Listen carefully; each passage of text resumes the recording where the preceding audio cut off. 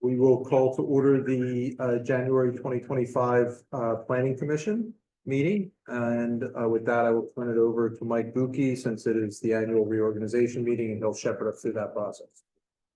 Thank you, Mr. Chairman. So the first item on the agenda, of course, is the reorganization and the election of officers. Do I have any nominations for chairperson in planning? Nominate Manis. Yep, second. Okay, so we have a motion for Manis to be to continue being chair of the planning commission. Do I have any other nominees? Yeah, nobody. Any discussion regarding the nomination for the chair? Okay. Can I have a second to that? Second. Okay. All in favor? Aye. Opposed? All right. Mr. Chairman, I hand Tom back to you. Thank you, Michael. So with that, we will move on to vice chair. Do I have any nominations for the vice chair? I'll nominate Julie. Yeah, Julie's sitting right next to you. Can I have a second? Second. Thank you. Are there any other nominations? Hearing none, will close. All in favor of Julie as vice chair?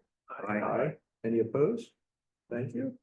And Mike, you've served admirably as the secretary, and one of the functions is you keep us organized from meeting to meeting, as well as shepherd this process. So I would like to nominate Mike to continue in the capacity of secretary. Thank you. Any others? Hearing none, we'll close that. Mike Bucchi as secretary, all in favor? Aye. Any opposed? Thank you. Okay. We will move on to the minutes from the December 11th meeting. If you remember, that was the combined November, December. Everyone should have those minutes. Any changes, additions, deletions? Hearing none, a motion to approve as submitted. Thank you. Take that as a second thing. All in favor? Aye. Aye. Any opposed? Okay. Abstain. 2 abstentions, and you guys went in. Okay. Very good. So we're still okay. 4, 2. All right, first plan, 645 Store Road. So you've seen the plan before, we had some discussions before the holidays, so bringing up to speed as to what has been. We resubmitted revised plans based on our discussions and based on the review letters we had. We initially submitted our NPDS permit application.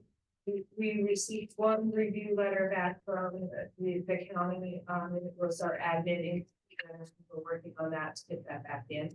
So we'll be continuing that NPDS permit process. We also had some discussions about the sewage planning and the on-site septic areas that we're proposing and the complication between the sewage planning versus permitting. We submitted the planning module to DEP. They reviewed that planning module. We had some comments on the submission. We've been working with them to get those comments addressed. One of the comments, they want some more testing out there. So testing is scheduled for this work. So It was supposed to be today, I think.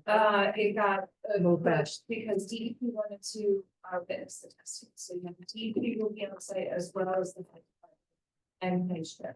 So that's going to happen on Friday. And then Pinch Trail is going to continue with DEP and the health department and the township to get that sewage planning secured. So we're working on that. The 2 review letters from their engineers and and we also have one from the county planning commission. All of the items in there's a few loose ends that we need to tie up on the plans in terms of drafting. They're all minor comments that all will comply. I can go through those letters individually too and tell you which ones are plan revisions that we'll be complying with. And then we just need to discuss the waivers. So I'll do whatever you want. If you want me to go through the letters, I can. If you want to just go through the waivers, Well, why don't you go through the CKS letter? We can touch on the waivers as well, but there were just a few I wanted to ask about, including the trees. So if you look at, start on page 2, with the subdivision and land development issues. One, is talking about dedication of ultimate right of way. And. Number 2 is a legal description for the private access and utility easement, was submitted. I did talk to Michelle about this one, and we're going to be revising it, so that easement also includes the storm. Pipe crossing of the driveway, so that it's all in that easement and can be maintained. The impact fee and traffic impact fee will comply with. Number 5, I talked to you about the planning module already, sewage, we're working through that. And Michelle, your wording was pretty explicit here in your last sentence, which you don't usually do, so I took note of that. So no recommendation for approval should be done until the PADEP permitted on-lot system is shown on the plan. So you're not just worried about passing, but where it's going to be located? Yes, if you remember, this is the development that has the spray irrigation system, because that is a system that DEP needs to approve before they go to the micromound system. So I was saying that no approval from the Board of Supervisors should happen until they get that approval. But the Planning Commission can make the recommendation if they so feel. So we wouldn't go to the board until, we have our recommendation on waivers, until we have our PDS permit and our other permit basis. And we would agree to that. And if they never get the approval from DEP for that, then they're gonna have to come back to you with a revised plan. Okay, so number 6 talks about the waiver requests. The first one is for, to allow this to be a preliminary final submission. And approval. B talks about the existing features within 100 feet of the track boundary. C is talking about the design of that driveway that's serving multiple lots. We're just asking to not go by that township engineering standard strictly, and not provide curb on that driveway, so that it can sheet flow and drain into the vegetated areas next to the driveway. D is, Question on that. Oh, yeah. Yeah. There is a document here called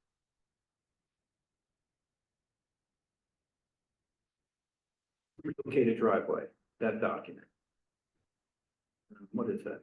Is that the plan that shows? Yeah. That's what Yeah, the that- Planning Commission So, requested last month. right, is that when you're talking about the driveway and the curbing, is that? No. No, not in reference to that at all, okay. No. We'll get to that then later. so that, I'm just talking about curbing from the shared driveway, The right? shared. Right. And that's why I wasn't curious on that plan, which is the shared driveway.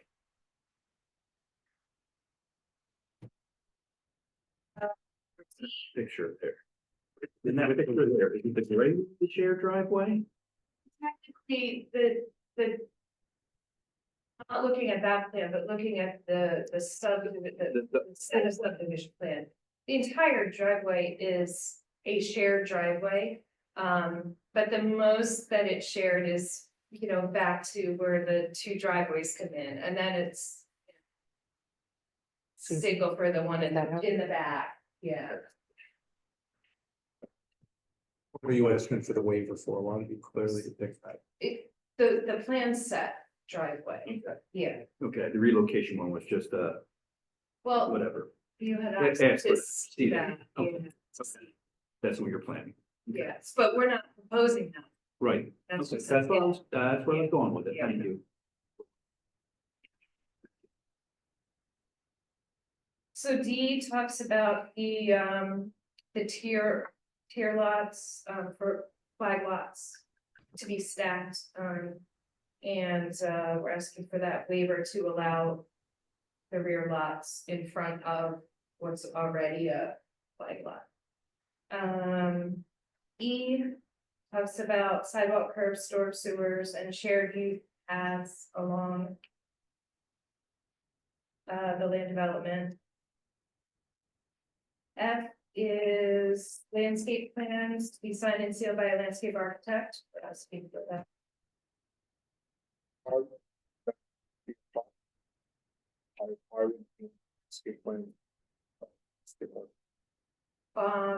It's very minimal, the landscaping that's proposed. The trees and quantities are based on the ordinance requirements. And the trees that are being proposed are based on recommendations in the township planting list, so. Didn't think we needed to incur that expense to have. That's what we don't see very often, I guess. I don't, yeah, we don't see that waiver very often. I could tell you that the plans are reviewed by a registered landscape architect, one in our firm. I think one of the reasons that we'd want a landscape architect to review that is that even if you have the right number of plants and the right species that the township looks for, where they're planted and the arrangements and how they relate to the existing landscape is something a landscape architect can look at. I don't know if the township's landscape architect does that. But I think that's why we usually like to have a landscape architect sign off on those drawings. In this case, we're talking about street trees, so they're every 40 feet kind of thing. The BMP is landscaped and then just a couple of replacement trees. There's no property line buffers, there's nothing really intense landscaping here. And we did discuss this the last time we were here, and you guys didn't seem to be concerned about it, so. But I mean, if you're not willing, Why don't we move on, we'll circle back to that. okay. The next one is the maximum size load support of 1 in stormwater facilities. We're asking to allow 3 to 1, which is typical in. So this is the opposite, so I just realized Claire's not here, I'm embarrassed that I just realized that. Is that, She on Zoom? Yeah, is she on? yes. So, Yeah. so this is one where I would ask, maybe, Claire, Mike and Michelle. The flip side is we see this all the time. And so I just think we as a body could use your guidance of either 3 to 1 is acceptable and we prefer 4 to 1, or 4 to 1 is what we want, in which case we should stop granting the waiver. But I feel like we've got a standard that we waive probably 50% of the time. I've heard from the Board of Supervisors granting that waiver consistently, that they are okay with 3 to 1. Okay. And I can tell you that our office is currently working on a stormwater ordinance. So the requirement to go 3 to 1 rather than 4 to 1 will be in that ordinance. Okay. The sense I had is that people weren't against the 3 to 1, so Right. why do we have a standard that Right. certifies 3? 4 to 1, sorry. Yeah, okay. H talks about replacement trees to be selected from the shade tree plant list. We're just asking, we're providing the required number of replacement trees. We're just asking to allow them to be evergreens, so they provide more of a buffer between the houses. And we have them in locations that would screen from between the proposed houses. And I talks about the requirements for minimum pipe diameter of 18 inches. We're asking for 6 inches and 15 inches. Both the pipes are being maintained by the property owners, and it's not in any township right away. So to Julia's point, if you want H, then I'd be disinclined to support F, because I want somebody to say, putting these where, because when we put the buffer trees in at my house, it was really clear some soils in Lower Southford just are not good with evergreen trees. Like you really, like some are gonna survive and some aren't based on the place you put them. So I completely understand the intent of using them as screening, but you're trying to use replacement trees, which are shade, replace them with evergreen. Let's make sure the evergreens are gonna survive. Okay. All right. Can I ask a question about E? E requires sidewalks.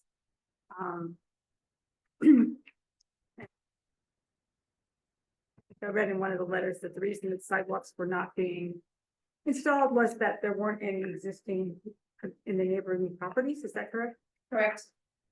I just wanted to make the point that the reason we put sidewalks or townships put sidewalks into their development requirements is that you have to start somewhere.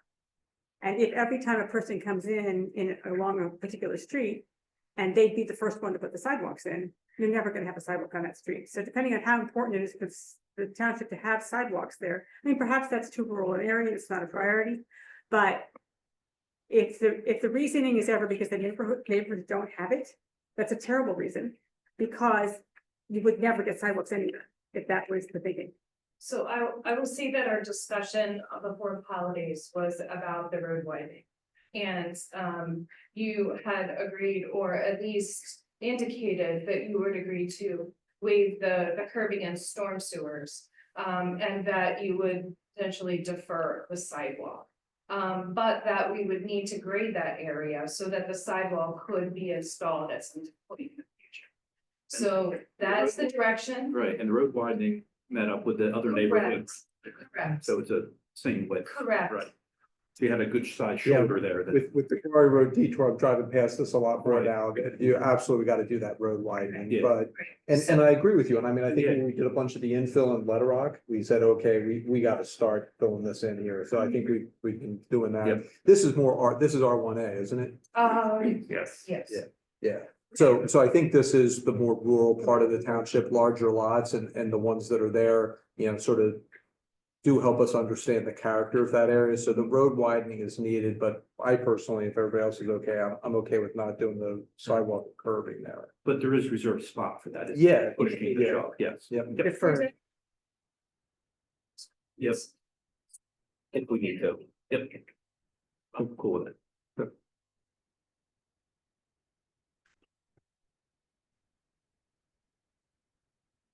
Remainder of the letter, page 2 of the, sorry. Page 3. Stormwater management, I think I touched. So we are going for an NPDES permit, that's in progress, and I touched on comment 2. Michelle just wants some maintenance responsibilities on that driveway cross pipe, and we are anticipating a need, well, there is a need for a shared driveway access and maintenance utility easement agreement, so we intend to put that information into that agreement. General. I think the comment 1, we just need to get your solicitor's thoughts on that note about the NPDES permit and selling of lots. I will say, the intent here is for Alex to be living next to his siblings. Alex is in the back, but yeah, they're all gonna be usable lots. So it will be a family affair over there, so. And then number 2 talks about some extending the split rail fence, so that's just a plan item that we'll comply with. And the last 3, I think fire marshal's good with everything. I didn't receive any more comments from him. And then we have a traffic engineer review.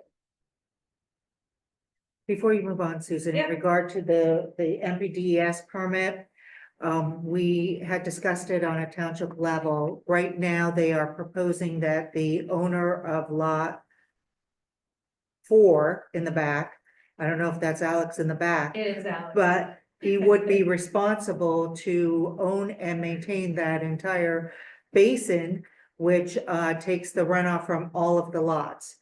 The township is concerned with one person being responsible for the ownership and maintenance of that basin, so we asked Susan to ask her client if they would have an HOA or some other mechanism to have all lots be responsible for that maintenance.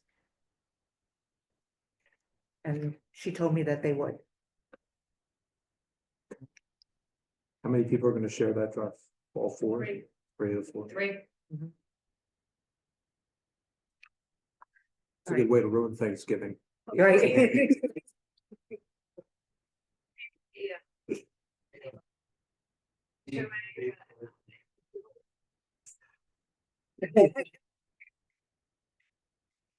Family won't be there. Okay, so the Bowman letter, again, didn't have much in it, just a couple edits that we need to make, and the first comment. Page 2 is just, showing some more clarity and extending the widening, that was the intention, it just didn't make it to the plan, that's my apologies, so we'll fix that. Comment number 3 talks about adding some vertical curves to the driveway, which is the problem. And then adding the section for the road widening, which we will do. Fire marshal, like I said, has reviewed the plan and found it to be acceptable. And then there's just a couple comments on the waivers. Again, Bowman's favor for waivers and a deferral of the sidewalk and trail. And then the traffic impact. So that's it. Stephanie, anything you wanted to call out? Your letter was relatively brief. I put that as a Yeah, positive. no, I think, she touched on the comments. There's nothing significant and we just noted the deferment. There is no trail or sidewalk or, on the overall township-wide plan, which I mentioned, I think, the last time. So we're fine with the deferment, of any potential sidewalk in this case.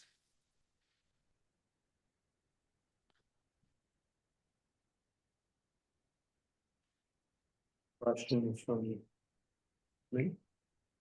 I just go back to my original comment. If I just took a visual assessment, design assessment of their alternative shared driveway versus what's in your full plan submittal, I personally would still prefer the alternative driveway. If everything else was equal. And I know there's other things, concerns about encroachment, all this, or big water basins and all that stuff, so I want to be fair, but just from more of a design and layout perspective and knowing that other shared driveway has 3 more houses on it or 4, I don't know where that house number 1, where that driveway goes into. I guess that's going into the existing shared driveway, house 1. But that's still my position. I like that alternative shared driveway. And it's one access then to Store Road, which I prefer as well.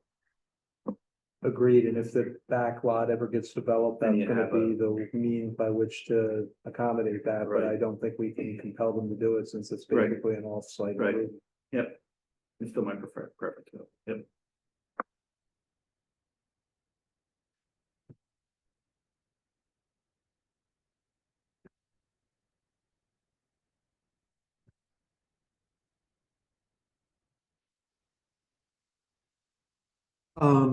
So, we are permitted to do combined preliminary final approval. This one's just over the minimum, so that's why they have to have the waiver. I'm okay with it. It's really up to you guys if there was anything meaty that you thought you wanted to see again. I think ultimately we've addressed most of the land development issues. The thing is gonna be, can they get on-site sewer, and they're either gonna pass, fail, or be directed otherwise by DEP, so. Really are. Exactly. Yep. So if anyone's so inclined, we could have a motion to approve, assuming compliance with and addressing the issues in both the CKS and Bowman review letters. So moved. Second? That's DEP. That's part of my letter. Yeah. And that's called out in the CKS letter, plus they're not gonna get past the supervisor without that provision. Second. Thank you. All in favor? Aye. Any opposed? Okay. Does that include a recommendation on waivers? Yeah. Okay, Yeah, because you said you were okay with getting the landscape architect because you wanted to get Yeah. those. Because you really want to try to go with those trees, okay? No, it'll be reflected. And thank you for that. I appreciate the effort. Well, keep that in a file somewhere, because if 15 years from now you decide to develop that back parcel, any of us that are still around are gonna say, hey, you know where you gotta put the access?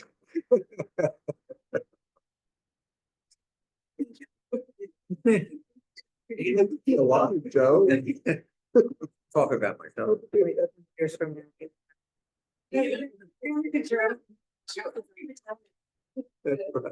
Right. Definitely open. Joe has me dead, hurry. All right, Christopher Lane.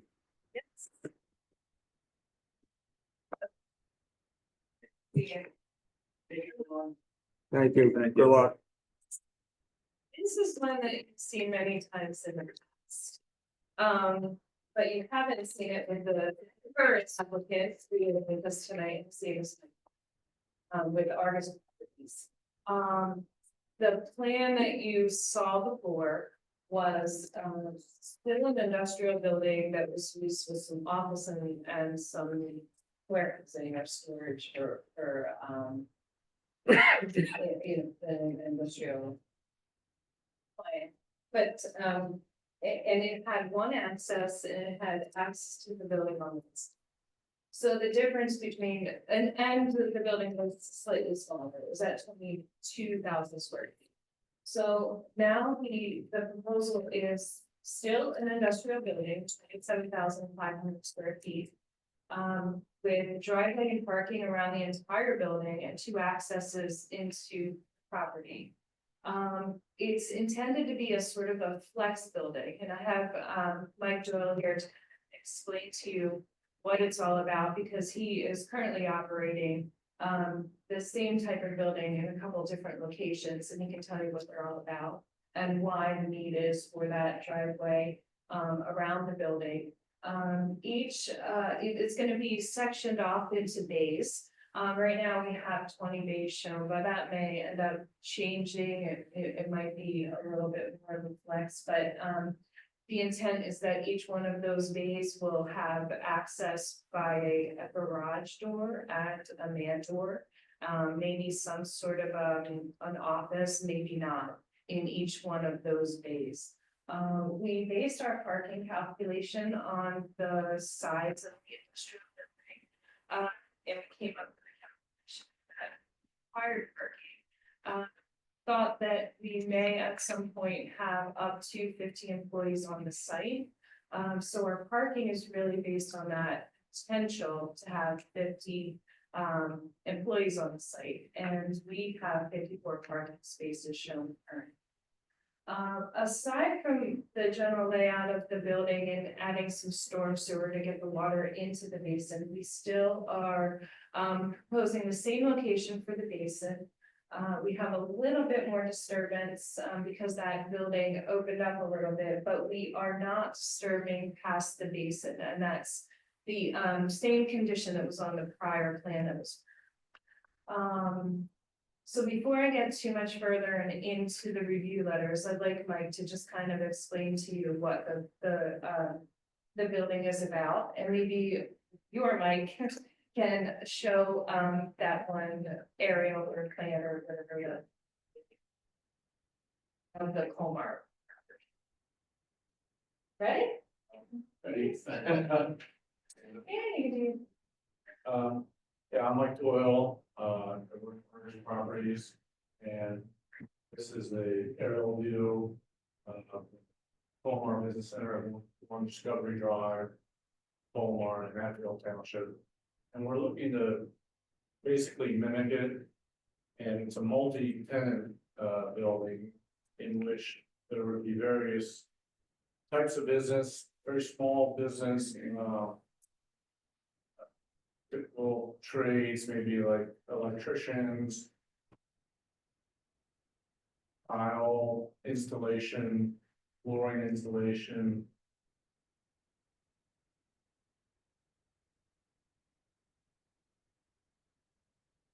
one. You know, one person running the whole business, maybe there's a couple, you know, and that's why we kind of just guesstimate at. The absolute, you know, maximum number of employees there may be on the property, but it could be. You know, it's gonna be one, someone's gonna rent it from us, but at times they don't even go to the property on a regular basis, they're just, you know, use it for coming and going. What's the, what's the size of that building and how many tenants are in there? This one is 22,000 square feet, and it's Let's say that the units, you indicated 20 bays, is that? 20 like your bays, ideal yeah, yeah, so.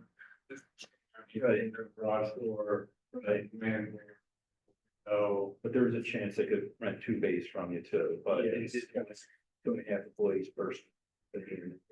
50. So then can you give us, to Dave's question, now restate for us the square footage of the Christopher Lane building? It's 22,000 square feet. So they're both 22. Slave room is 22. This is 27,500. So an increase by 5,500. Okay. So that building's Oh, 22,000, this. 22, and you're proposing 27.5. Right? Okay, Yeah. so then 17, so 1,250 square feet per. So what sort of lease restrictions do you put in place in terms of the biggest unit versus the smallest unit within the property? Could one tenant come in and take the entire thing? Could one tenant come in and take half of it? that wouldn't work out. So we want to keep it to ideally 110 for one unit, but it does occur where someone may say, hey, you have something. Next door, that's. Maybe we get up to the or so, but after that. I move them to look for something. I think the concern that we have, certainly the concern that I have is, you know, flex space is by definition ambiguous to us, and therefore we don't know how to interpret some of the requirements around parking, about how much space, how much will be used as office. I'm kind of having flashbacks to PDC, you know, where we went round and round as to whether or not they were gonna put in a mezzanine and how much of that building would be office space versus warehouse distribution versus finished manufacturing. Originally just warehouse, so. Yeah. They Yeah, changed. and then that led into, well, how many bays do we need? And like, so not knowing how you're going to use the building, what are the tenants gonna be, how much space are they gonna use? Makes it very difficult for us to then react to, is there enough parking? Are there enough overhead doors? Is there enough loading docks? Is there enough office space? They could put a parking restriction per day. Yeah. I mean, is that something you do anyway, when you lease a bay, is there a parking restriction, like somebody signs a lease, they've got 2 spots. Yeah. they've got 2 spots, or, Yes. yeah. Being, but yes, we don't restrict. Keep that in check, that's the main one, I guess. But really, it's a, Omar, it's. Around 1990 or so it's been in operation. For a number of years, and the idea is to keep it to the individual days. That it is, and not put in anyone who's gonna pay half the bill. What kind of zoning restrictions do we have in terms of the types of uses that could be used here and what couldn't be used here? Auto Well, repair? sure, so let me start just by saying from a zoning perspective. Proposing an industrial, a light industrial use, I believe, is what is shown on the plan. And that could be a number of different things, and I can get into that in a second. But there are other properties in the township that are zoned industrial that have multi-occupant buildings that comply by right to the industrial district. And it's not necessarily uncommon for an applicant for land development to not know who would be moving into a particular facility. Sometimes they do know, sometimes they don't. But then land development does not prohibit another tenant moving in that was not discussed during the land development process, even if a tenant is discussed. So, with that said, I believe, am I correct, Susan, this is a proposed use to light industrial use? Do you have the zoning ordinance? Yes, Look it up. yes. But there are several, it's a pretty big, thank you. It's a pretty big category, a use category in the ordinance. And, light industrial uses. See if I can find it quickly. Include.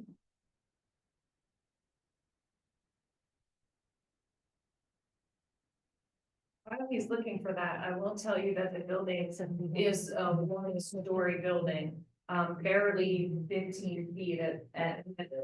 Yeah, yeah. So there won't be any mezzanines or anything like that. It's just a single story building. We did look at a parking calculation, breaking it down into what we would anticipate each unit having in terms of office space. And then versus, the rest of the area being like a warehouse or storage area or whatever for that business. And that calculation came out to be 34 spaces required if I broke it down that way. So your ordinance for the light industrial is actually requires a higher number of parking spaces just based on the building square footage. But then when you look at the potential for employees, that is the driving force for the amount of spaces that we're having here. And in talking to Mike and how it works out, like he just explained to you, 50 is probably the max that you'll ever see there, and it's likely going to be less. Mhm. I'll. Morning, someone's coming to get something and it's. So my point is that the parking is adequate for the building size and the proposed use, and the building size is going to be a 1 story. Is the employee required parking more or less than the required parking associated with square footage? More. Okay. So the issue with the PDC machines when they initially came in for land development, we didn't know that PDC was the potential tenant. PDC was not a warehouse, and so if they proposed light industrial, and I'll read the uses from our definition, includes more than one use. So they would have been better proposing light industrial and parking light industrial than proposing what essentially requires one of the least amount of parking spaces per square feet in our ordinance, because it's just a warehouse. But in this case, they're proposing light industrial, which does not get into that issue. And light industrial, I read from the zoning ordinance, is a use engaged in the manufacture predominantly from previously prepared materials of finished products or parts, including processing, fabrication, assembly, treatment, packaging, incidental storage, and distribution of such products, but excluding basic industrial processes and manufacturing that potentially involve hazardous and commonly recognized offensive conditions. So essentially it could include quite a number of different uses under that category. Like a taxidermist could go in. So Mike, how That's specific. That's a perfect example, but okay. are they required, Mike, to notify you when new tenants occupy the building? So you would absolutely know what the uses are, so. I An mean, occupancy. you would always be there and be able to do a zoning review on that. And also after land development approval, if the property owner a couple of years down the road decides to move a warehouse use in, I go through a zoning review and make sure that they have appropriate parking. And so we know that warehouse requires less parking, so a warehouse use would be an appropriate use for this building as well. So they can still do that kind of change, but it threw a wrench into the ballgame for PDC because. Yeah, no, Yeah. I get it.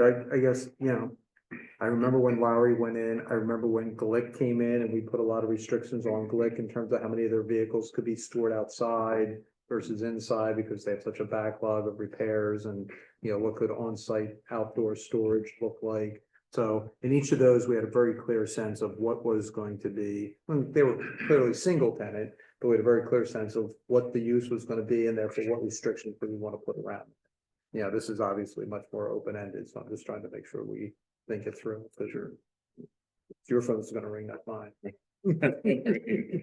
Like, in theory, you think about it, I could rent one of those bays out and do body paint, car body, auto body paint in one bed as a one single employee. That's why. And I could have 5 cars sitting outside waiting to get painted. But they'll have parking. But why, restrictions. but just out of curiosity, why wouldn't you do that? We've had experience with Max with auto body painting and auto body maintenance. Right, and you get cars in front. Yeah, store storage. Yeah. Or we would then, if people come, make sure it's good fit. As I said, taxidermist. Or in the process, they're gonna vet a tenant first. But Then then, it goes to Mike. but then it's gonna come to the township in terms of, and you're gonna examine it from a zoning standpoint, parking, does it?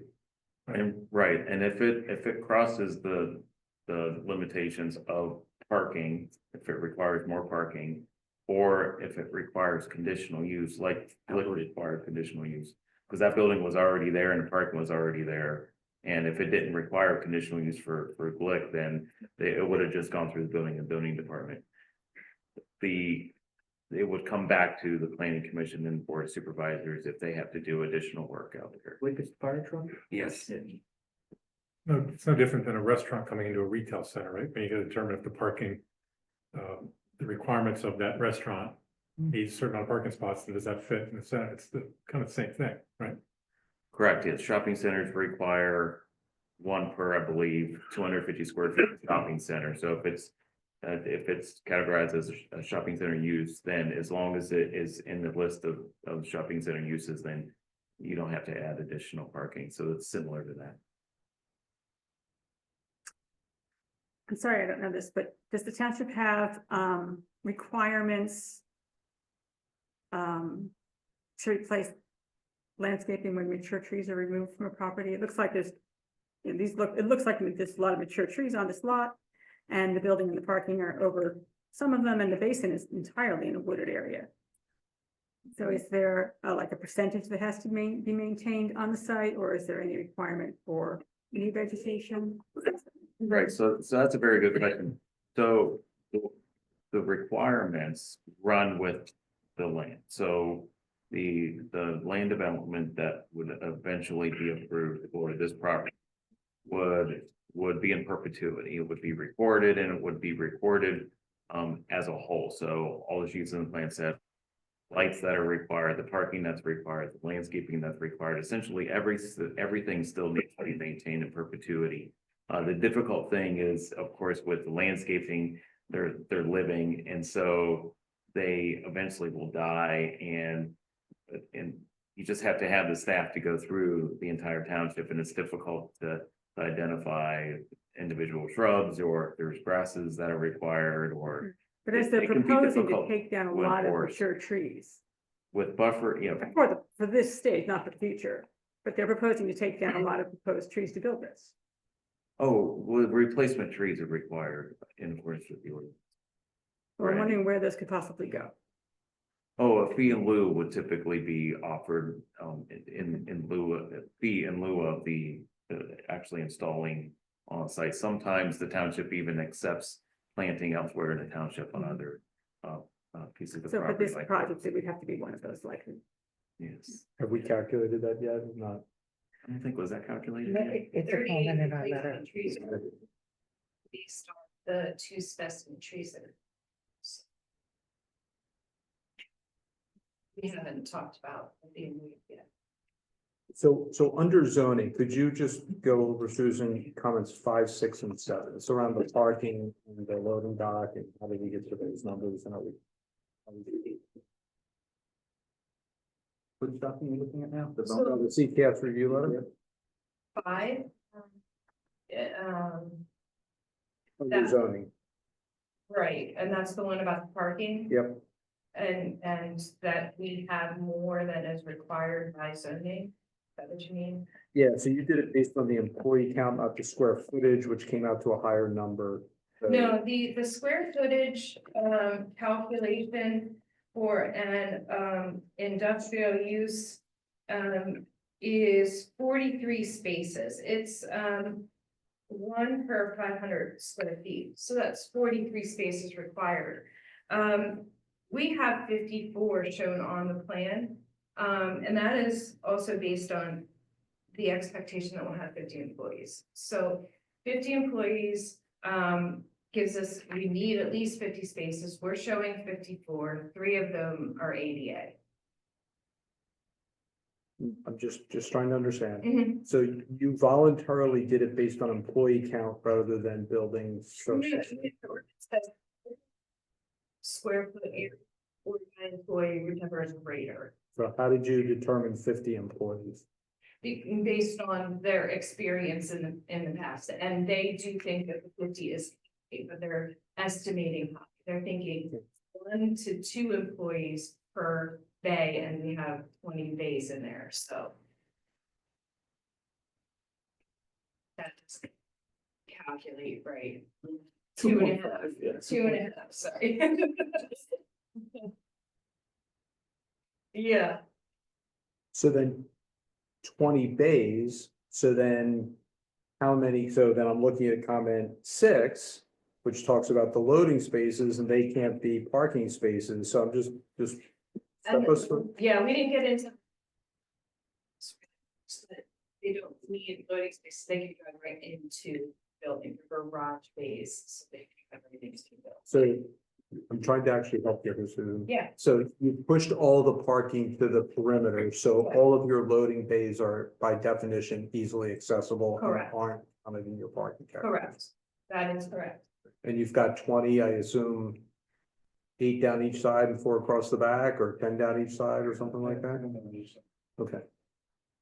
On this here with the traffic flow around here, it shows the movement of the vehicles and all that, but it's like kind of close to the building. What, if there's trucks there unloading or at the loading docks, this doesn't work. Because of, the flow based on your flow charts here where the travel. What are you looking at? So what he's saying, Susan, is then if you've got cars or trucks backed up to the building there, now they're in the travel through lane. So how does that work? And the thing is, on here, somewhere it mentions just box truck, so tractor trailers will not allow to be on. And how big is the biggest box truck?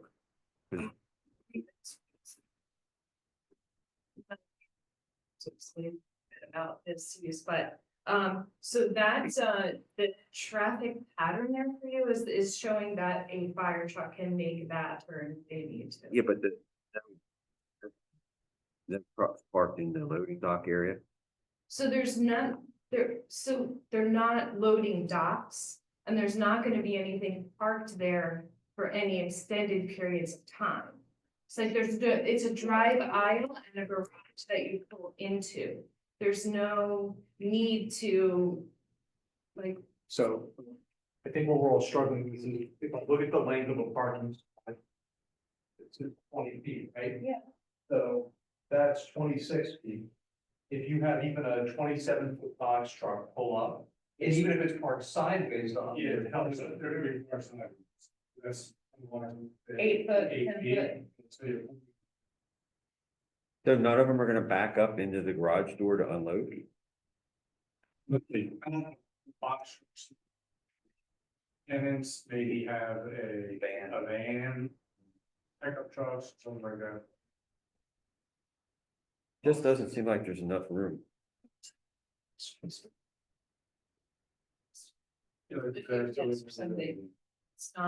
It's not anything that's gonna be there for any extended periods. So what you're trying to walk us through is that it's 27,000 square feet, but trust us, all of these tenants are small. That's basically what you're trying to help us understand. Yeah. So therefore, do you have lease restrictions that says no one tenant can rent more than 3 bays? We don't have that, but in terms of traffic, parking, we do have, we say no tractor trailers. Can I ask this question? Would you be willing to put that in the lease? Is it? Yeah, it would you, yeah. I know you put in the lease no tractor trailers. But would you be willing to say, nobody can rent more than 3 bays or for a total of 8,000 square feet or something like that? Because I think what my concern is, somebody comes in and says, Christopher Lane, this is great, like, this is a great location, and I want the 6 bays at the back of the building. Then by definition, you're gonna be into a box truck that's gonna be doing deliveries with a lift gate. Which is what you show, right, on your truck turning template there. Yeah.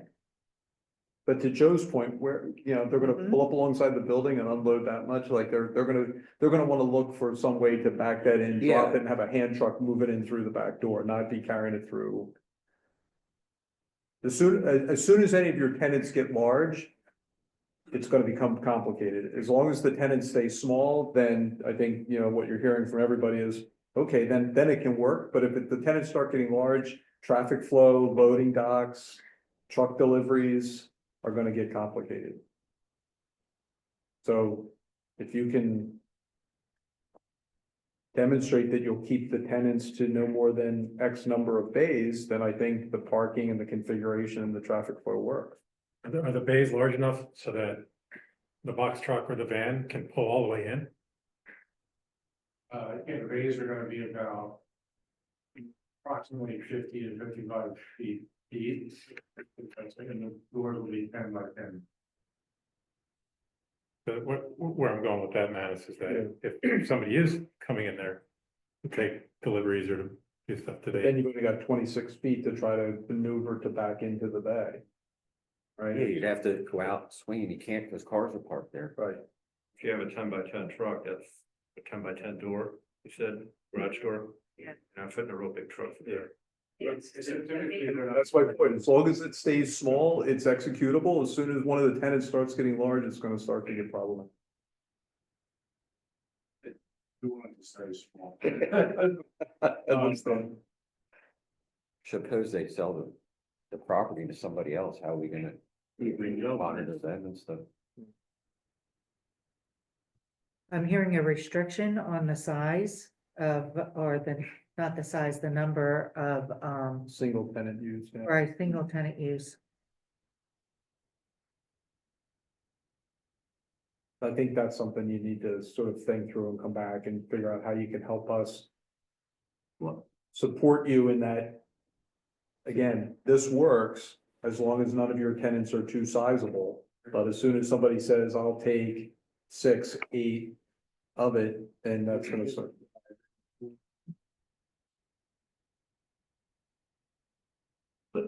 Is it really the size of the leased space, or is it really the type of trucks that are being delivered? And you're trying to draw a correlation between the size of the Exactly, truck. right, because it's easy to say no tractor trailers, as soon as you start getting into box trucks and single axle versus double, like that starts getting really hard to, and how do we police that, given the Right. other people that are on Christopher Lane? Some of the box trucks are pretty big. Well, I'd even make an argument point if I had warehouse overflow and I pull my well, you can't do a tractor trailer, but do a single axle or something like Yeah. that, it's pretty big, again, That's a I'm great with job. dishwashers and stick up 100 dishwashers into one of these bays. Yeah, 28-foot box, plus the size of the cab. Right, I can throw all the dishwashers in the back there and throw them in that little storage spot, my warehouse. I mean, the model works, you've got it other places and we see this type of thing all over the place. I guess the point is just help us with what regulations that you have that prevent the problem from happening that we're worried about. And the design is very tight. There's no Yeah. leeway. I mean, if there's the parking, then there's just what you need for the drive, and then there's the building. And it's kind of like you do residential, you do camper restrictions or whatever driveways. Gotta do restrictions of the size of what you're parking. Yeah, and I think, we all probably know just enough to be dangerous, so like I've. Yeah. At my business, at my company, not my company, but my employer, I mean, I've literally seen a shipper bring in a fairly large box truck to drop 4 boxes on a pallet with shrink wrap. Like, you're like, what? But he's doing 12 deliveries that day. So that's just the way the truck's configured. He comes in and he offloads, you know, and you're like, look, like, really, that was that? So just really trying to figure out how we make sure that this works for everybody. Operationally, it's worked for us at our existing location. Really well. I think if you limit it to 3 minutes, that would probably handle. I just said then, I said 4, just those 3 are going on all Yeah. shape. But. Again. If you do 4, you can do 2 back-to-backs like that, if you wanted to. Right, And then that that's kinda a makes usable sense. space without getting too large, so. you could actually do a pull-through if you did the 4.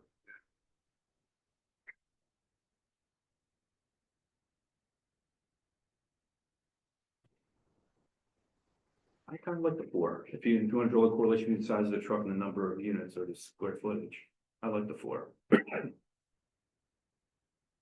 Yeah, I'd probably be okay with that.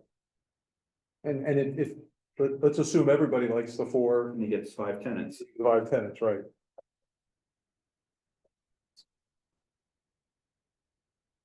20 days. Yeah, you're right. I was trying to do the square footage instead of and I just doing guess- the simple math. And I guess the real thing here, this is like entry level business. Right, and if they outgrow them, they're gonna grow into a bigger facility, you're gonna go get a building, they're looking for a bigger building. Well, you need your own building and you need to expand, right?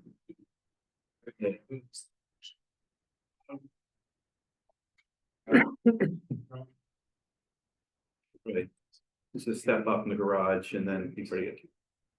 Four should be good. And I appreciate that that's your target that. clientele. I'm also Yeah. trying to look at Christopher Lane, Ruth Road, we've got ColorCon, you've got, you know, Alcom, you've got Lowry, you've got Beck, I mean.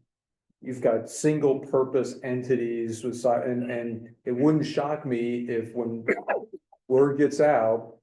You get more than just 20 people showing up, you get the 4 or the 5 that say, hey, I'll take half that building, because I've been looking for some space along there. The Colmar, we have,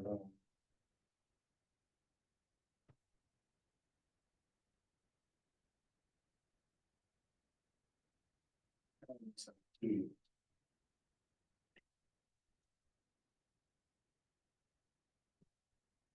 So you would be okay with the 4 bays?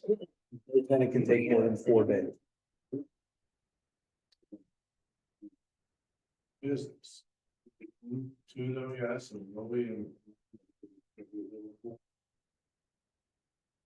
Or. As long as you cap it at 4, you can do 20 at 1 if you want, that, you know, we're probably more amenable. We're comfortable with how that would play out, I guess what I. And. Those are dropped, taken out of the, garage door. People on. It's solid.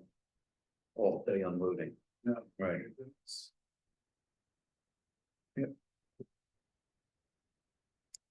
Ultimately, it's very strict, like you can't block your neighbor's door.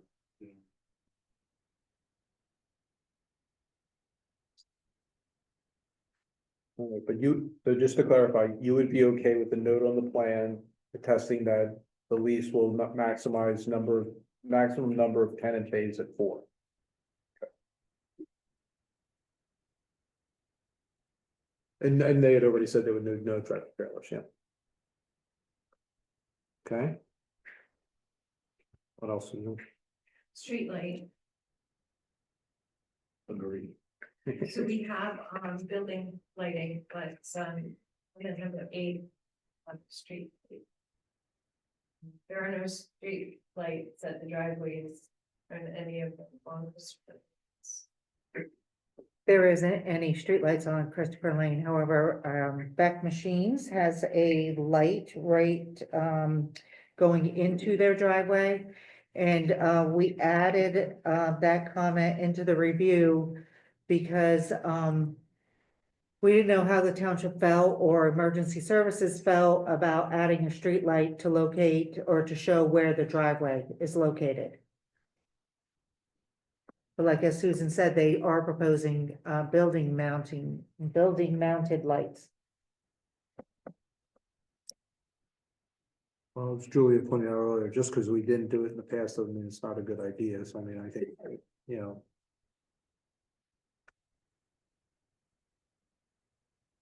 Given the fact that it's multi-tenant, not single tenant, then having a street light there, yeah, might actually make a lot more sense. So I would say let's go with the street light at the entryway.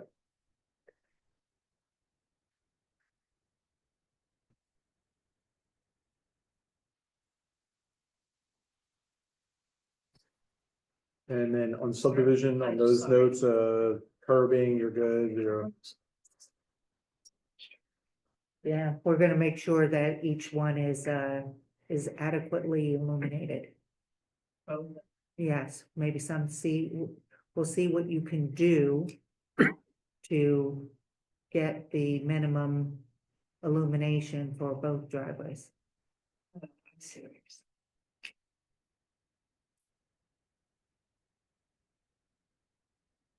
think she said she likes two, but they could be smaller. Do what? She wants two, but they can be smaller if we do both.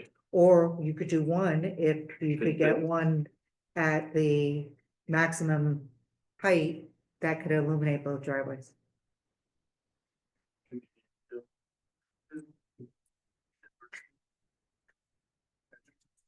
Probably not, but Susan could look into that.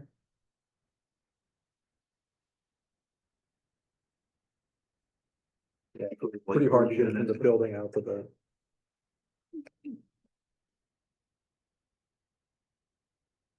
Right, because it's the 20 bays, in front of that is, that's lawn, right? That's not, Yeah, there's Yeah, but when you talk about building lighting, it's shooting out, right? Yeah, creating the, yeah. Well, in other areas too, but yeah. it's all industrial. It's not that bad, but I just don't like that kind of lighting.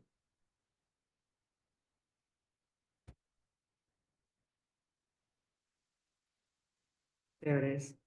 One down, one down. There you go. And let me ask you, traditionally back in there, is that, are they mostly building lights or do other people have like parking lot lights? There's lights on the building and stuff, and Do they have pole lights in the parking lots? In this In development, that neighborhood, yeah. there are some. Okay. Yeah, so 100 Christopher Lane at the end of the cul-de-sac has one along its entrance drive. And it's just a personal preference, 'cause I like downward lighting rather than let's spotlight the whole property. But if that's all a bunch of light noise already back there at this point. I think what Scott's saying is, it'd be really hard to do those entryway lights that Michelle's asking for From the building mounted. You're shining it all over the place to do Yeah, that. it's gonna be a spotlight. Okay. Curbing, so you're not proposing curbing, I'm assuming that's for stormwater runoff? It's on the building so that you can sheet glue it right into the EMP. And there was no parking back there, right? So, No. okay, yeah. But on where the parking spots are, that will be curbed. Okay, And then that same comment talks about, no sidewalks internal to the site. Basically, there's no need for sidewalk to the site. The previous approval had a sidewalk from what was the front door. Again, this isn't gonna have a front door, no office area. From the front door out to Christopher Lane. And this one does not show that sidewalk. Any sidewalk interior, as Susan said. So I would say two things about the sidewalk, internal and connection. One, like you said, there's no defined entrance to the building. Each bay has their own entrance. So technically they'll be parking across from their bay and walking across the aisle. So sidewalk interior doesn't make sense. Now, as far as the exterior and trying to get into the property, again, there's no door that you'd be directing anyone to. The sidewalk does run along Christopher Lane. They can just use the drive aisles to get into the property if need be, if you're a pedestrian and have to get into the property. That's mostly unlikely because they're gonna be there with their car. What are you looking at from Christopher Lane, side of the building? Like, are there any windows or? Oh, that I don't know how, do you have the windows in the building on? No, it would be on the alongside, along with the garage doors and. It's a blank wall that's 40 foot long, right? Each bay is 20 feet, so it's a 40 foot long blank wall, 55, It's more when you say than 55. It's 25 foot deep bay. Like, does the ordinance Oh. say? Yeah, it's only 30 foot. Look at those parking spaces, they're 20 But feet long. for light industrial, maybe that's maybe. For light industrial, it's specified in Yeah. For Yeah, it's industrial 100%. district. No, Like that's really can't. right. it's an industrial, but Is there gonna be a sign depicting the names of all the tenants? But there's not gonna be a monument sign or any sort of property sign? No. Do one sign. and one on the street, but as far as the tenants, so far they tend to comply with your center. I don't think you go. You're gonna comply with certain. Yeah. for the- Yeah.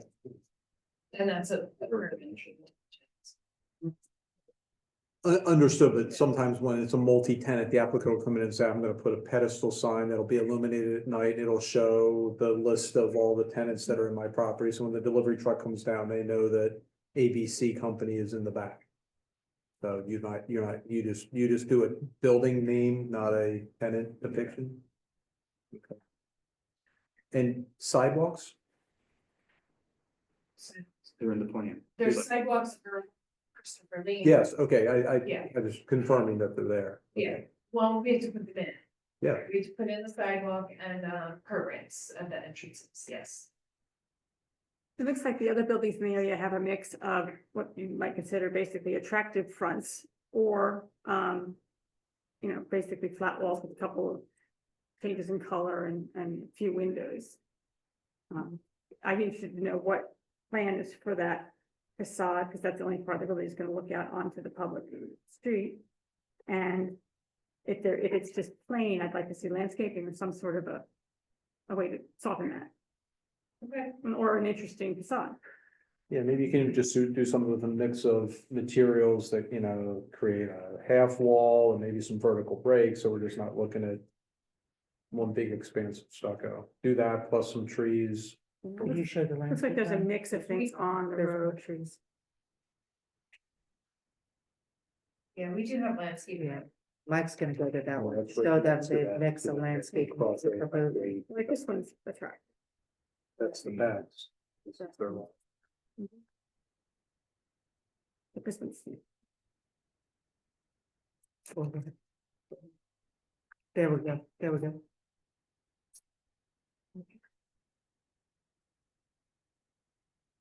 They are adding the required street trees, although we're asking them to relocate them a little bit so they do not interfere with the existing trees. And then you can see the AR trees there in the front there they're adding 4 of, are they sugar maples? Remind me. They look like sugar maples. Yeah, sugar maple, AR sugar maple, red maple trees in the front. Now, there's already some maple trees there. It looks like one or two Mhm. might have died. Oh, the lighter, Oh, they trees should- in the front that have the X's around them with their Yeah. tree protection, those are the existing Existing trees. Okay, So you see the one ash tree is Yep. kind of overlapping that one. We're gonna ask them to relocate that a little bit out of that keep the street. way.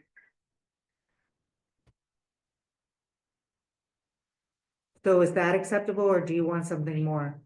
No, that's cool. Okay, I'm good with that. Because it looks like all of Christopher Lane has those maples along the tree. Mhm, along on the street. Yeah, just Mhm. keep that going. So getting back to that number 2, I believe we'll need a waiver for the sidewalk internal to the site. Correct? Yes, because along all common parking area. Yes. And then, we'll also need a waiver for the curbing, no curbing along the back of the, Yes. or the drive aisle, I should say. Mhm. Okay, so those would be new waivers.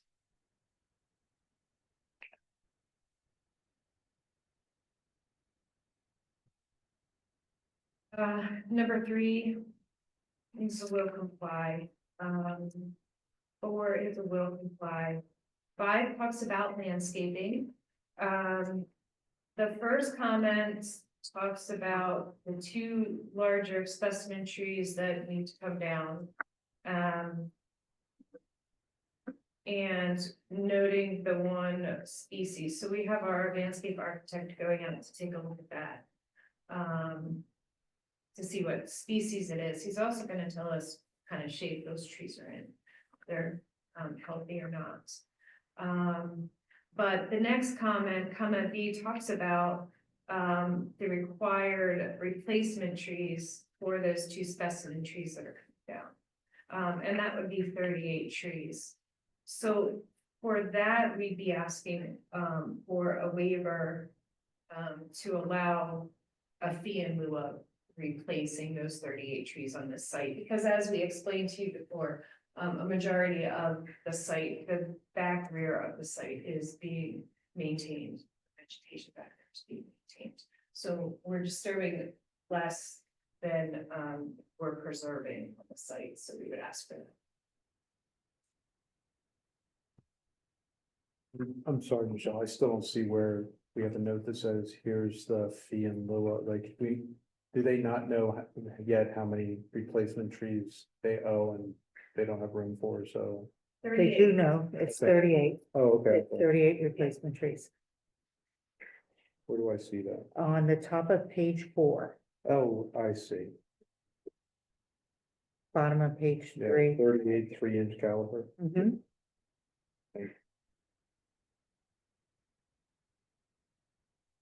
They were a half hour over, Susan, on them.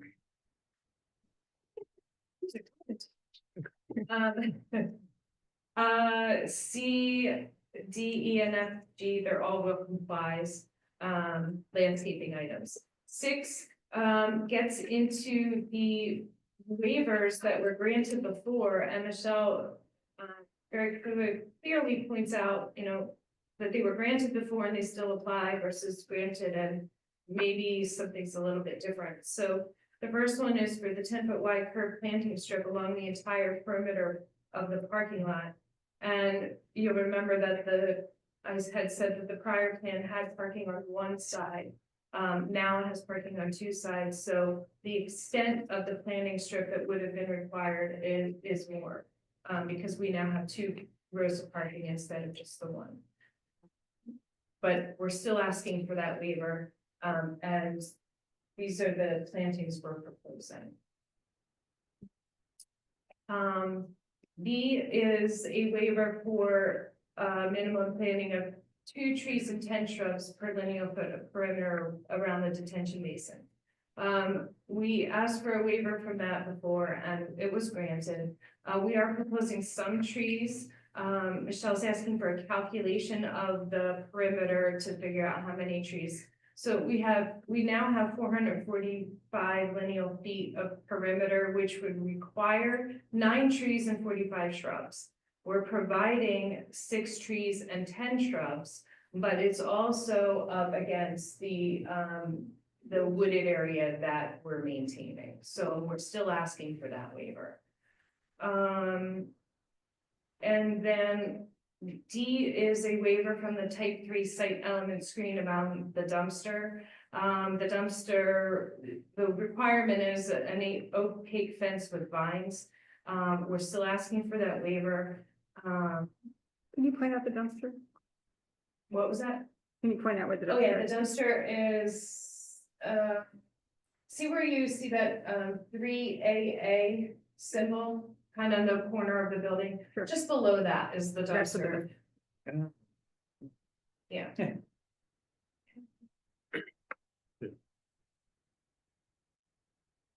So we're asking to not provide those vines, along the opaque fence. And just maintenance and. E is which requires curbing to be constructed of concrete. There was a waiver of Belgian block. We just need to make it clear what we're doing. We have the waiver to allow the Belgian block, but I think they're actually gonna do concrete, but it's still up in the air. So we'll just kind of, if we do go back to concrete, then the Belgian block waiver is not required. It's. All right, I just want to be clear, the waivers you say you have are for a different plan. No, what, yes and no. I wasn't here for that one, The prior approved plan, yes. which is a different building. It was a different building, Okay. yes. Do you have an opinion if it's concrete or Belgian? I think the Public Works Department would want concrete along the right of way, the street right of way. And it's- Yeah, it would be interior to the site if. And that's what you're asking to show the delineation of where. it is. So, if in fact that we stay with the Belgian black room. The other items on page 6, they're all will complies. There's nothing major in there unless. Nope. Agreed. And Mayor on page 7. Are we done? which one? You said we're done page 6? Michelle? Yeah, I think it's Okay. even nothing we do. 7 is out, it's just following through this. We're working with the fire marshal. To get some things straightened out. It's just I have all that, I'll let you know. The traffic letter, again, not much in that one. And we'll comply with the comments that are in that letter. 6 to 7. So, So here's my recommendation, Susan, is I think you guys have some work to do to come back. And I've written down what I think they are. So tell me if I left anything out or I'm highlighting anything they don't think is needed. A draft note for the plan on the tenant restriction. It's 4, so why don't you just draft something up so we can see what that language looks like and make sure we all agree. The placement of the driveway lighting, and you and Michelle will work through what the illumination is based on those two that gets us the adequate coverage. Just some depiction of what that front facade elevation is gonna be. You know, I was looking over Julia's shoulder there, what the other buildings are. Most of them have some sort of office on the front, so you have some sense of like doors and windows. Your building won't have that. So what's it gonna look like to the people going by? The reconfigured basin calculation, the required plannings in the CKS letter. And then in the Bowman letter, I think it's just 6 and 7, she's asking you to do some work on, so I think the traffic side's pretty clean. Can we add one to that? Yes, sir. Can we add also to rerun the truck turning template with, some of the vehicles in there where in the loading area to see if a emergency vehicle can actually make it through? Sure. And also, what were some of the issues with that the fire marshal had? He just asked about, if it was gonna be sprinklered, it will not, it's gonna have the firewalls, the 100 feet, like, to meet the code. He was asking, where the fire department connection will be. So, just working. And a light industrial doesn't need to be sprinklered? If you, I think if you I break think it it up, depends on Right. the size Yeah. of the space. This isn't big enough. you break. I it don't up- know, I Oh. don't know. We would have to consult our Keystone is our Right. building inspectors. So, yeah, I didn't realize it wasn't gonna be. Yeah, that's why we Well, all it's thought it very- was when we looked at it. Certain area, you break building up with the firewalls, and that needs to not have it sprinkled. but we'll check on that. Yeah, that's what I understand, but I mean, regardless of whether or not it's sprinkler, when they come in for fit outs and submit, our code inspectors are gonna review that. And if it's required, it's required. Okay. But my understanding is that Susan's correct and it won't be required up to a certain area, but I can't confirm or. How many firewalls are in the building? It'll be like 3, 2. I believe we had, yeah, Mike, you It'll called, be sectioned into. we met on that, didn't we? Didn't we discuss that before? Yeah, my memory's kind of foggy specifically on that topic, but they came in and we were talking about some more of the details and we had to sit down and I believe that was some of the conversation. Okay. Yeah, if you could rerun that turning template, that'd be great. The only other item we had sort of an issue with is the traffic impact fee, and we just want to work through that with Stephanie. I don't know if she's prepared to comment or if you just want us to work it out behind the scenes. We can do that. The prior plan had 7 trips, new trips, and the fee was in the 20,000 range, and this one has 25 new trips, and it just seemed like a large increase, so we're gonna work through that. And it may be right, I just, we're questioning it, because it's 70-some thousand. It is based on the projected number of employees, so it was used with 50 that was Mhm. listed on the plan, but we can certainly discuss that further. Obviously, there is the change in the building use and the increase in the square footage. But the prior calculation had, I believe, 7 employees, and this one jumped up. So that does make a difference in the Okay. calculation. Okay. Claire, are you raising your hand? That's me. That's you? Okay. I've seen that on like, Yeah, Teams right. calls where, like, Yeah. they stick their hand up, so- Very good. All right. What can I do? So we'll add the turning template to the list that I gave you and you'll also talk with Stephanie on traffic impact. All right. Thank you. All right, so Covenant Lane. Thank you. You're doing all All the, the. you're doing all the work in the township. Good for you. Discount. I know. Right.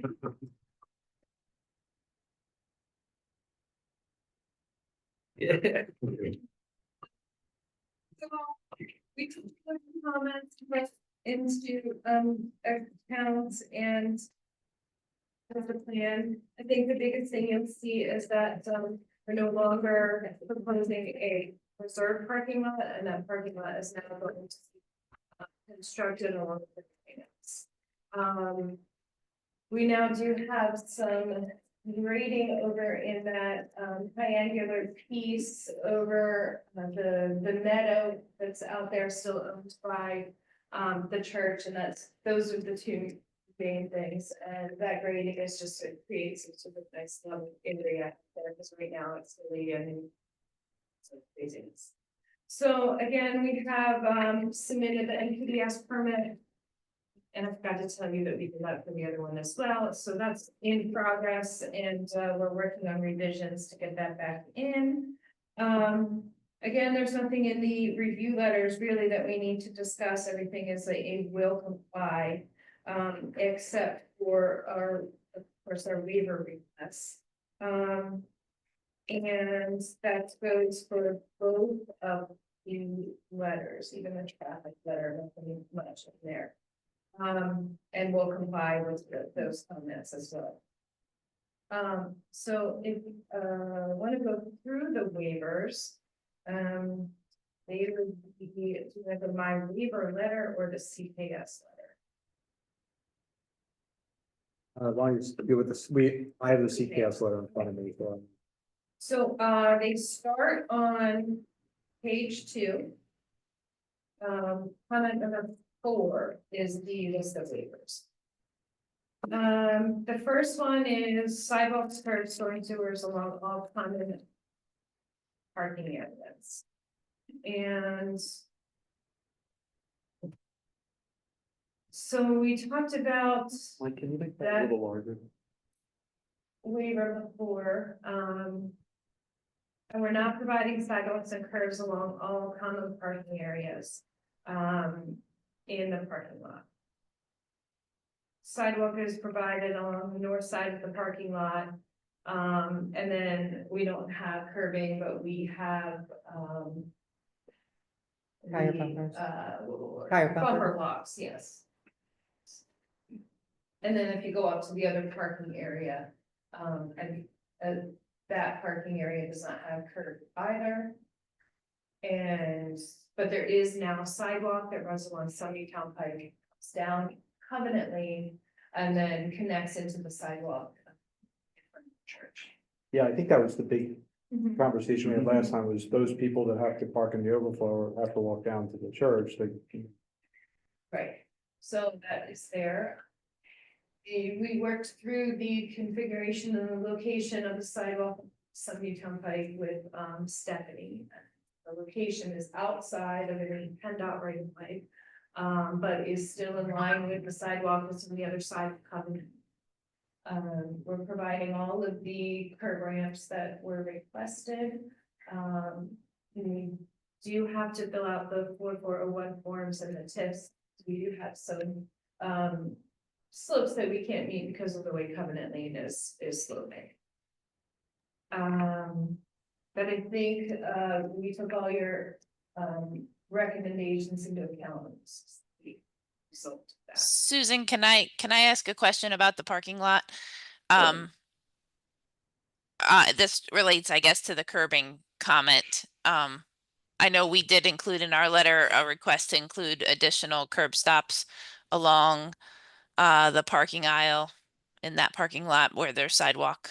Right now, you're not showing any curbing along that new parking lot. Right. And similarly to the parking lot that's down below. I think between the sidewalk and the edge of that parking lot, there should, if there's not going to be solid curb, there should at least be the bumper blocks along the two parking edges, yeah, Okay, We're just talking perimeter. yes, Yeah. yeah. perimeter. okay.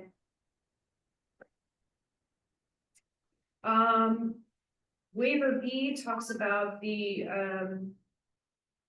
planting strip parallel to and between rows of parking spaces. We talked about asking for that waiver because of the way the existing parking lot is already set up. And have to continue that.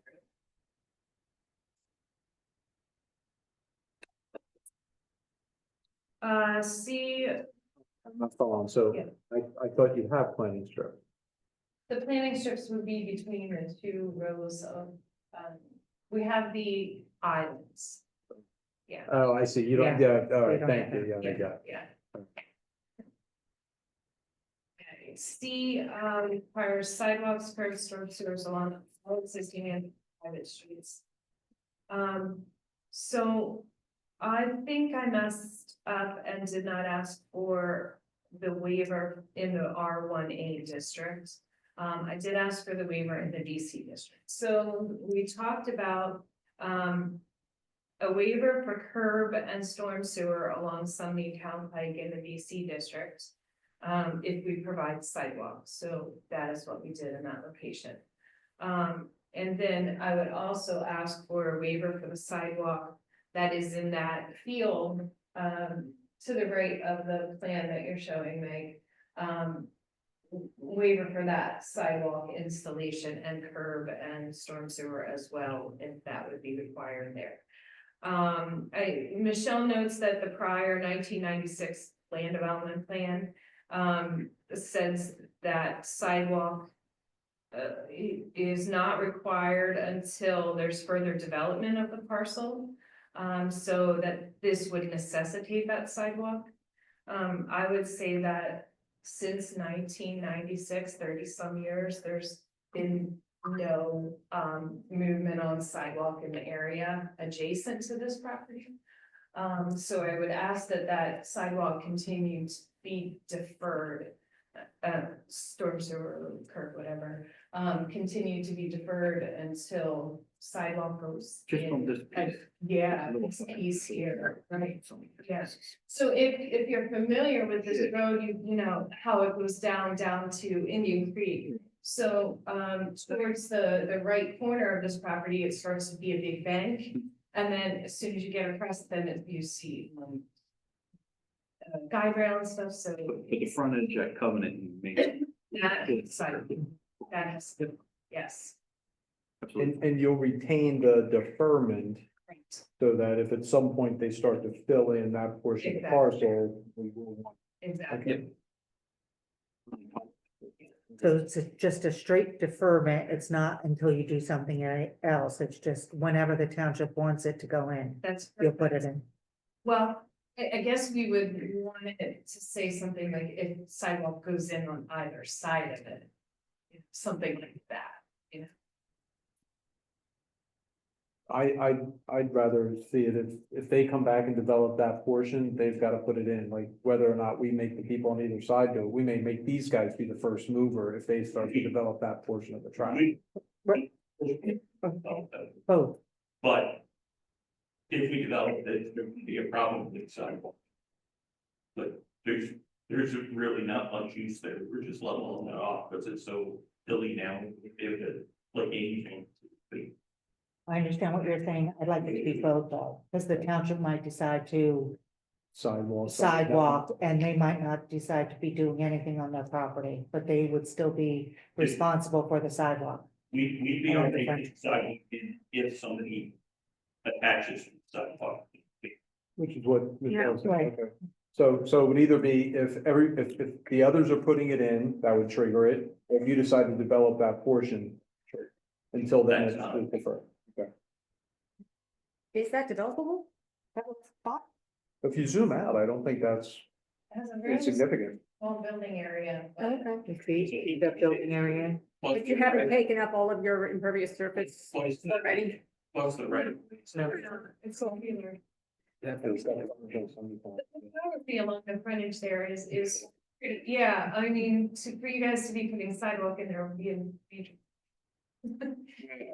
It should be mentioned though, with the township's ad hoc trail committee, we look to connect outside areas into the township too, and that's been discussed too. And the only connection down Main Street, right here, Sunnytown Pike, is Burnfield. Burnfield does have sidewalks on there, or in there, and this provides for a pretty long piece of the frontage along 63 in Burnfield, and so that would be a pretty big, important piece of that puzzle to connect the township with areas outside.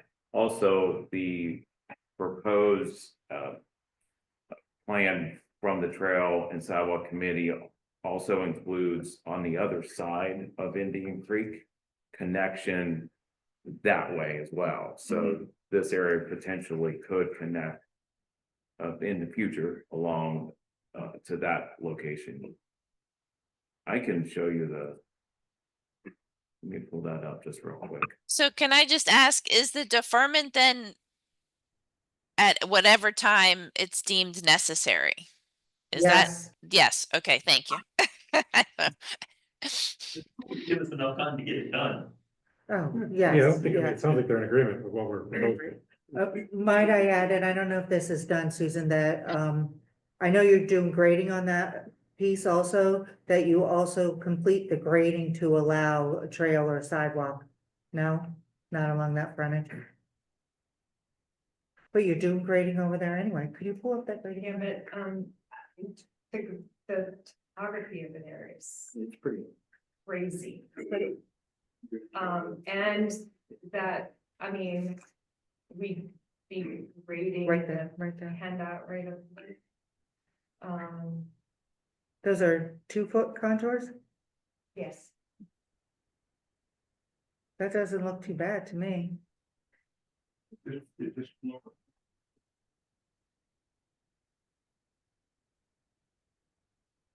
So the intent with that requirement, the trend has been, by the Board of Supervisors. right, there's been a lot of action from the Board of Supervisors start to make those connections throughout the township. One, there was one on 113 not long ago, and then one along Main Street in the area of Route Road, which is currently actively going through that process right now. And one of the hurdles is grading. And so walls are required because of the grading that we're seeing. And so it would be more palatable for you as the owner of the property to, since you already have the equipment out there on the site doing the grading now, then to go over and to rough grade the sidewalk in along the street. Well, what are you talking, like, at what elevation with that sidewalk, we can talk about this, we don't have to Okay. talk about that here, because if you want it level with the road, there's no way we can do that. If Yeah, you're. I guess, Wait, Susan, but if I can right away. interrupt for a second, I do think we're mixing a few different things here. I think, I do think grading along Town Pike certainly could be a challenge in that area. It's uncurbed. There's a lot of things to consider if you were to ultimately have a sidewalk at that location. That's not to say it's not possible and it won't ever happen. It may, and it may happen in a variety of manners. I think from our perspective, or from my perspective with the Trail and Sidewalk Committee, is deferring in this location where there's not something really happening adjacent to the road and with the site per se, right? To really be able to define what that elevation would need to be for sidewalk and how to grade it. So for instance, 645 Store Road, you're widening the road and you're going to grade for a potential future sidewalk if it were ever to come to fruition. That's a much, and I don't want to use this word lightly, easier job, right? Because you're grading out the road and you're going to say, okay, ultimately a sidewalk could be here. In this situation, we have 2 lanes, we have a shoulder, we have a swale, we have no curb. We have a lot of things that could change if ultimately sidewalk were to be put in there. And it's very hard right now to just grade that and say it's going to be good for sidewalk in the future because of the road situation in that area. So in my opinion, I think deferring that section to whenever the township deems it to be necessary, that's the caveat. Like that would be at any point in time, if a project were to come through here and there were to be some improvements being made and sidewalk was ultimately determined to be, placed there, well, then the deferment would be, tapped on the shoulder to take care of their section of sidewalk that would have been required if they had developed it. Does that make? It makes total sense, because downstream of this property, you start to get into areas that are steep. You see, guide rail. So, if we were to grade something out, we wouldn't even know where the sidewalk would go past our property or what it would And connect. I guess the other thing I would add is the other project that we've had some challenges. With it, or are you okay with just deferring? No, I'm okay. The only reason why I brought it up is that it becomes an issue for the landowner because of the cost. Because once they're finished with the land development, they're finished spending the money, and then the township will, at its own, will come out and say, could you please install this? And it's a lot. And so that would potentially reduce the cost at that time. But But I think Stephanie and Susan are making the point of, we don't know what the end state's gonna look like, so we don't even know what we'd be building to, Sure. and in which case we might be re-incurring costs, so And if it's Then- easier to do, pretty straight shot. but I So would just based on- add that the main street down near Ruth, Mike, is it's a little different because again, that was built out with widening and curb and that grading wasn't completed. So that's the challenge. Whereas here where there's just no improvement happening along the road to really understand where that would need to be and what that grading would need to be. and it's been 30 years since we've had this discussion. Yeah. The times move faster to me now, Susan. Okay, so based on that, we'll defer that conversation until later. And then, did I see in here, in your note, there's a couple now that you don't think, Michelle, need a waiver? There was, one, I believe, Oh, D, Yeah, the site elements. a waiver is not required for this area, site element screening, right, okay? because you provide, I think, enough Okay, buffer. okay. So that can go away. E. There's a site element screen for outdoor waste collection. We're providing a new dumpster. We're asking to allow just an opaque fence without any vegetation. Right, no vines, like Right. the previous one. Just maintenance purposes. Well, that's it for waivers, and then this page is just items that we're working through. We have reached out to the fire marshal, and we are working with him to potentially get another fire hydrant out there. He's fine with the we're thinking maybe working with North Penn to kind of figure out where the lines are, and we only have a 6-inch line coming in there, so. And the fire hydrant up Right. front. The folks at the church are thinking that maybe the fire hydrant would be better by the garage, and we can maybe extend the water main behind the parking area instead of going through. Is that the shed or whatever? Yeah, the shed. Yeah, as long as it gets like back around that corner Yeah. towards the back, it'd be a big help, because out where it is now, well, we didn't need to get back there, and since this is coming, then we need to, it would just be a lot easier. Well, there's one up, yeah, we can use it for there, and also we got one coming, I don't forget what that cul-de-sac is that's behind you guys, but So. Circular area, and then thinking we'd bring the line down and along the back. Yeah. The shed. no, that'd be perfect, because that would get all the hoses and stuff away from the front where all the equipment's coming. So my recommendation, Susan, is I think you're almost there. I would probably try to see if you could pull together a meeting with Stephanie, Michelle, yourself, Mike, to figure out that grading issue. I think deferring it right now makes sense, but why don't you guys get together, and I don't see why if you get all that stuff cleaned up next time you can't be approved. Okay, Okay. we can get that approved. I don't think, We enjoy Okay. it. yeah. All right.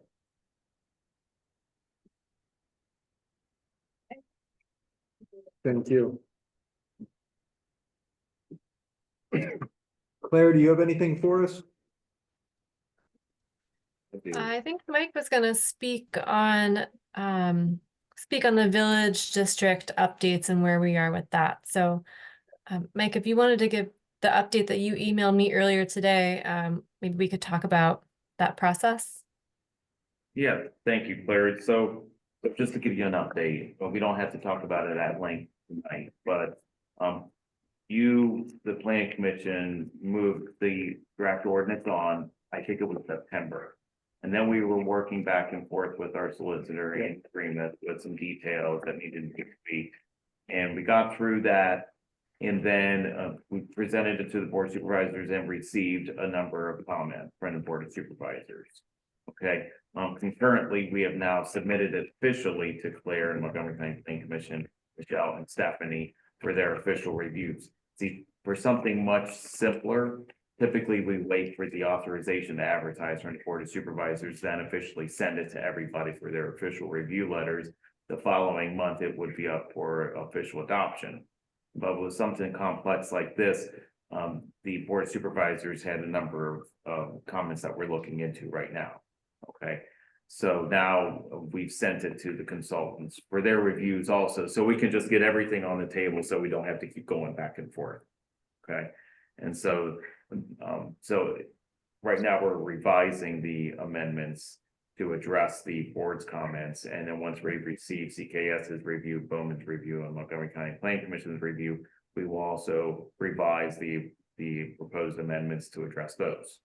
And then bring it back in front of the planning commission. It may or may not need another, it probably is a formality, you know, we would ask for another recommendation for approval. At that time, and then take it to the board.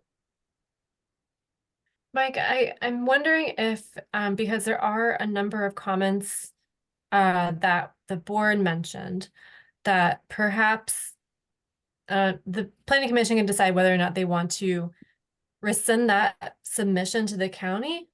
And we can work through those edits before the submission and review by the county. I don't know if it's necessary for us to do two formal 247 reviews, since we've been a part of that process of updating the village district this entire time. Sure, But that's I up, think, I defer to you on that. yeah, and I think that that would be acceptable. The intent was to try to get all the comments on the table at one time. But yeah, Claire makes a pretty good point. I mean, she's been here this entire time, going through this. So her review letter would probably be pretty clean and say it looks pretty good. But we don't have Stephanie's official thoughts or Michelle's official thoughts on it.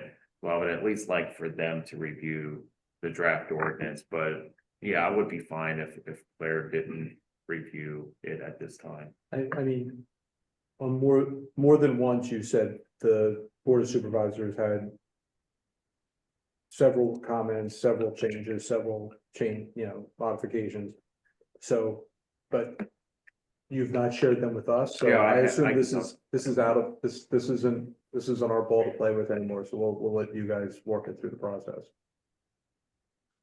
Well, I definitely want to bring it back in front of the planning commission because there are some nuances that your point of view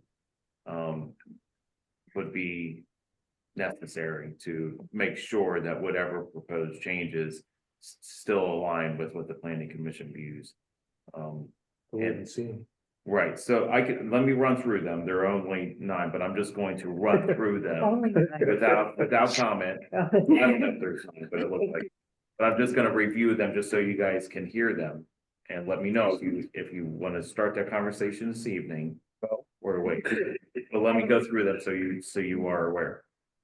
Define frontage occupation better, front, side, or rear of buildings for cases when the side might even be, the side or rear of the buildings might face the street. So there was question about that. Okay, the board is less interested in how the front facade is used and more interested in how it looks. The date 1940 deemed as the historic components that was discussed, and whether or not the planning commission might want to consider changing that. They assumed no, but that was just brought up in conversation. Look into less of a facade offset. They felt that 10 feet seems a bit much, and a lot less could still be appropriate, and in some cases not even any offset at all. It depends upon the treatment, the final treatment of the facade and how it meshes with the existing references.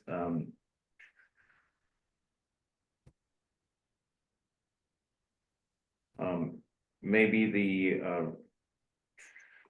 reference the existing design manual. Does a 30% requirement in subsection E3 include the roof and dormer windows? So the 30% requirement for windows along the frontage, does that include when you have a second story that is only dormers? And no control over some utilities being in the front yard, like the gas meter.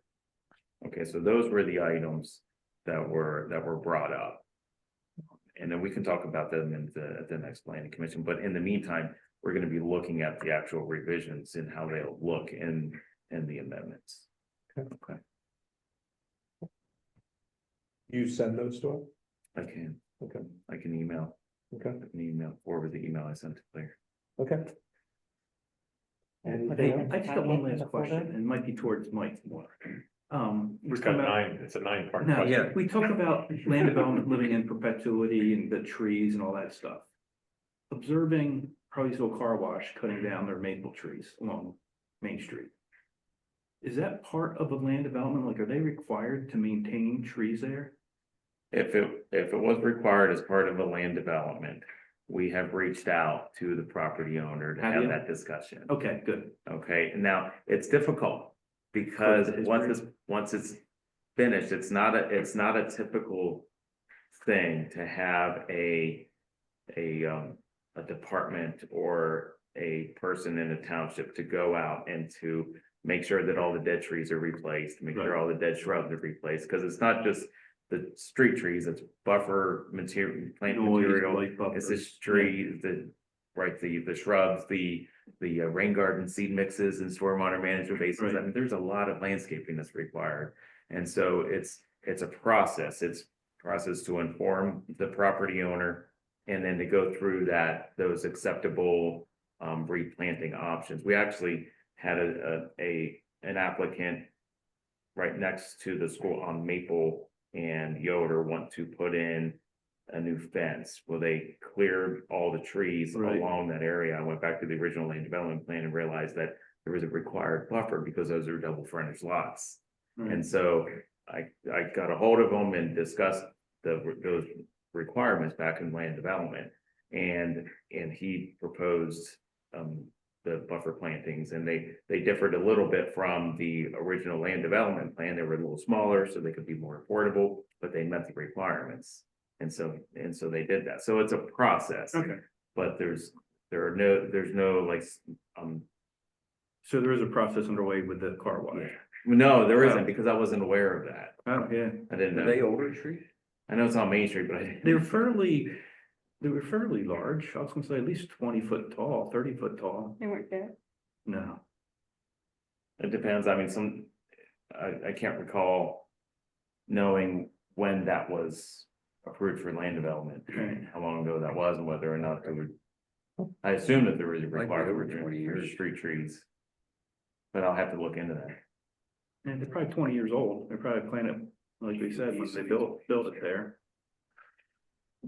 Your point is if they were required as part of the street tree, as part of the land development, and then they- you're going to chop them down, then they're a requirement to replace. Maybe from a community perspective, once again, we're trying to build a tree lined Main Street. And all of our new developments, we force them to put in the trees along the street. And then we have let people cut them down after a period of time, then we're not meeting our goals. Right. Right. 1994, it was approved. 30 years. Street trees? No, this is. Yeah, the how correct about plan. I trees? won't tell you. Okay. Tell you that.